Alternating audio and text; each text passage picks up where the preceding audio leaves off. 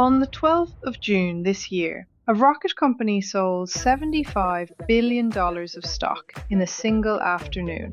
That is more than double the previous record. It made SpaceX, on paper, a $1.77 trillion business, bigger than almost anything on the NASDAQ. And here is the strange part. The thing that actually earns the money is not a rocket. It is a broadband subscription.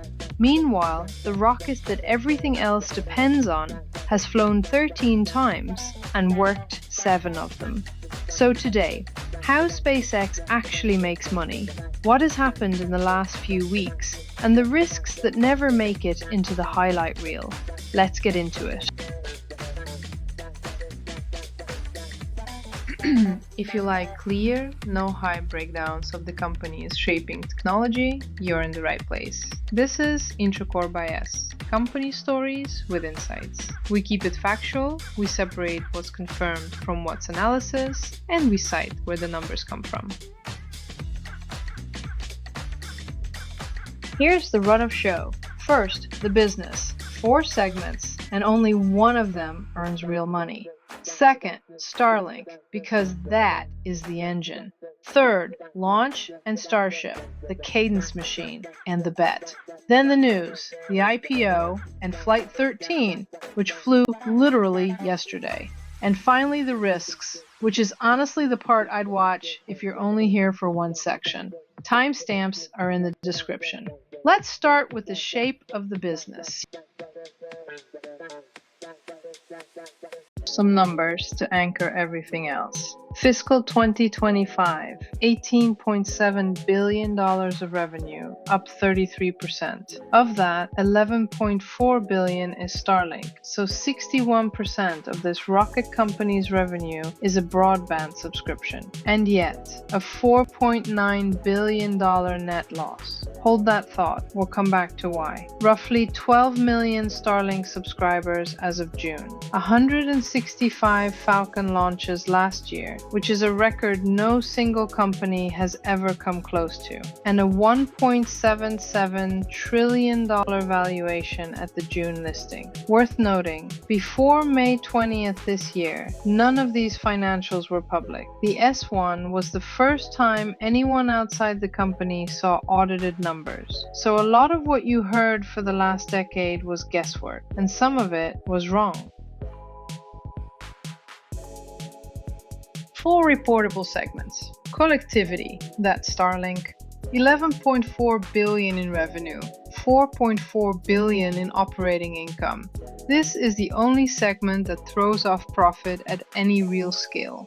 Launch, Falcon and Starship. SpaceX is the dominant commercial launch provider on Earth, and it isn't close. But the economics here are steady state. And here's the thing people miss. Most Falcon flights now carry SpaceX's own satellites. Launch is increasingly an internal cost center serving Starlink. Starshield, the defense business. Classified constellations for the Pentagon. The margins are redacted in the filing, which is itself informative. And AI, xAI and Grok, merged in February. Today this is mostly a narrative line and a large part of the loss.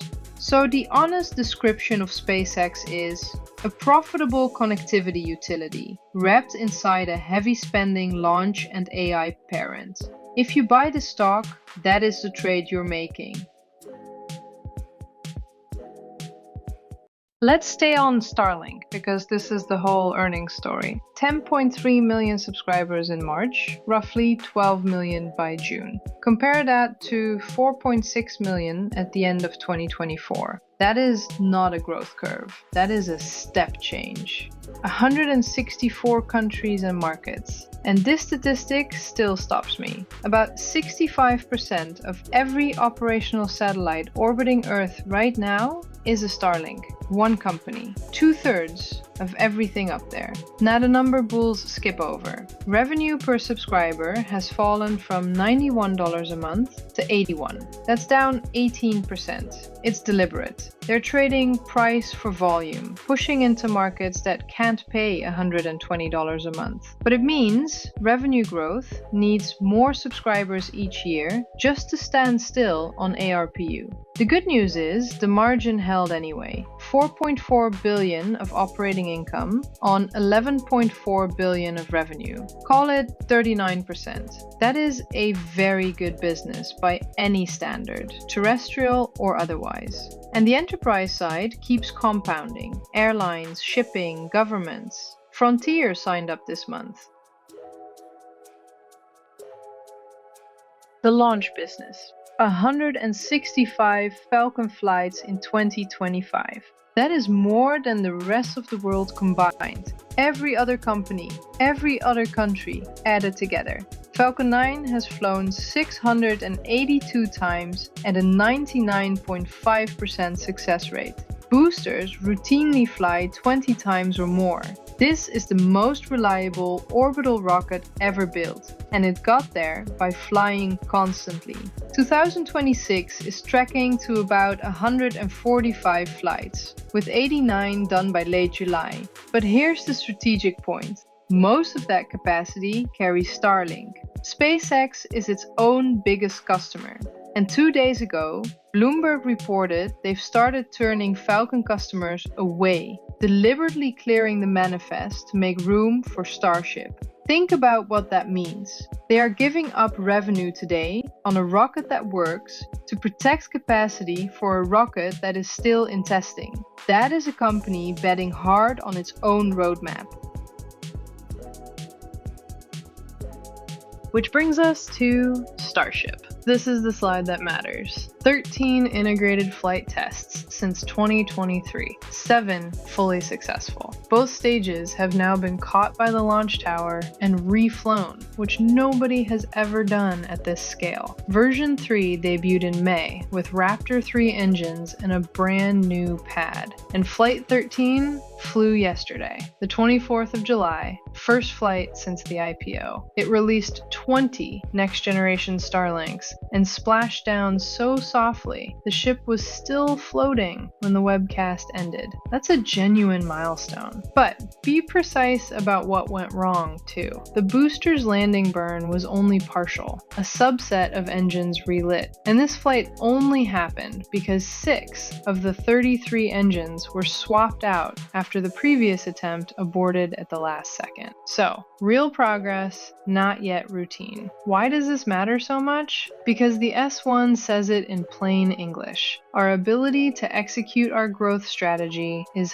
highly dependent on Starship. Orbital compute, the moon, Mars, next-generation Starlink satellites, all of it is downstream of this vehicle working reliably and cheaply. It is the single point of failure in the entire plan. The segment nobody talks about, and arguably the most durable. In May, SpaceX won a $4.16 billion Golden Dome contract for missile tracking satellites. That's one of the largest military awards in the company's history. It sits inside a $3.2 billion Space Force round split across 12 firms in April, within a program costed somewhere between $175 and $185 billion overall. And there's an earlier reported award, around $2 billion, for an air-moving target layer of up to 600 satellites. Why does SpaceX keep winning these? Because building and operating 10,000 satellites is the hardest part, and they're the only ones who've done it. The catch for investors? Starshield revenue and margins are redacted in the filing to protect national security pricing. So you're buying a black box. A profitable-looking, government-backed, very sticky black box, but a black box. Now, the event everyone watched. 20th of May, the S1 lands. First audited financials in the company's history. Target valuation 1.75 to 2 trillion. 11th of June, priced at $135 a share, top of the range. The book closed 3.5 to 4 times oversubscribed. Retail got close to 30% of the allocation, which is roughly triple what retail normally sees. 12th of June, SpaceX starts trading. 75 billion raised at about 1.77 trillion. For scale, Saudi Aramco raised 29 billion. Alibaba raised 22. This is more than double the all-time record. It spiked to $225 intraday, briefly a $2.21 trillion company, then settled around 150. And here's the honest framing of the debate. Morningstar's fair value estimate is around 780 billion. Morgan Stanley has said $100 a share would imply the market assigning zero value to the AI business. The gap between those numbers is the entire argument. Nobody disagrees about the revenue. They disagree about what to pay for the option. Rapid fire on the last month.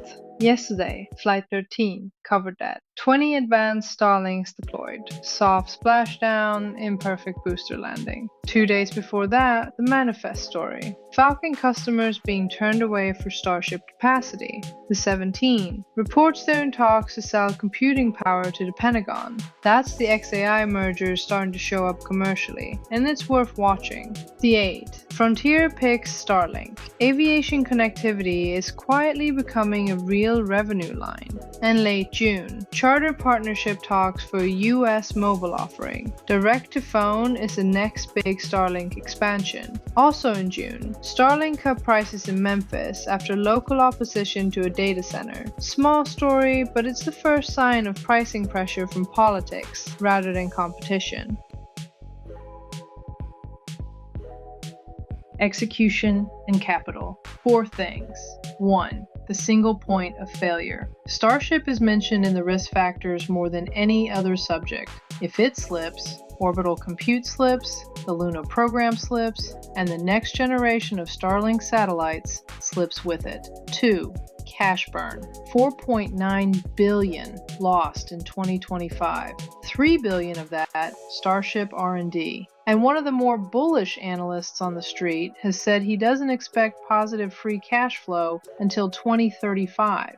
That is a decade of funding requirement priced into a stock trading at over $1.5 trillion. 3. Schedule. NASA redefined Artemis 3 as an Earth orbit docking demonstration for 2027. The actual crewed landing moved to Artemis 4 around 2028, and NASA reopened the lander contract to competition, which tells you how confident they are.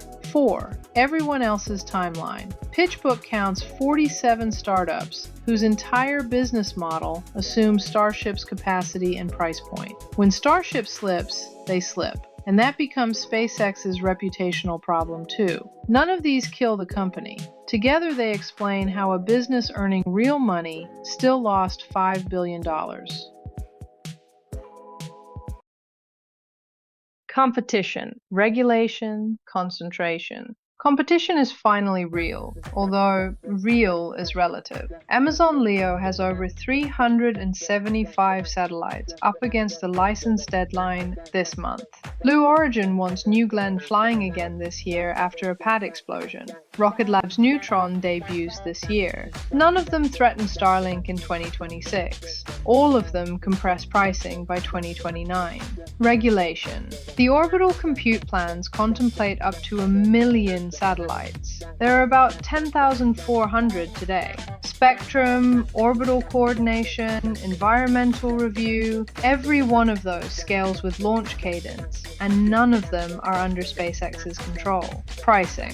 ARPU is already down 18%, and Memphis showed local politics can force cuts too. And concentration. Musk holds roughly 82% after the IPO. The XAI merger tied this company to a separate, loss-making business. Morningstar's phrase is a material threat of value destruction. For a decade, the bear case on SpaceX was technical. It's now commercial, regulatory, and governance-shaped. And at this valuation, there's very little room for any of it.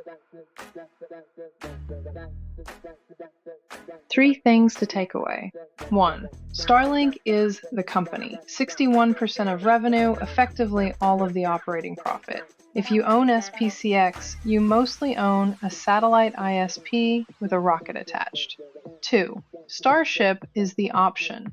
Everything above today's connectivity earnings, orbital compute, the moon, Mars, the whole story, is priced off a vehicle that is currently 7 for 13. 3.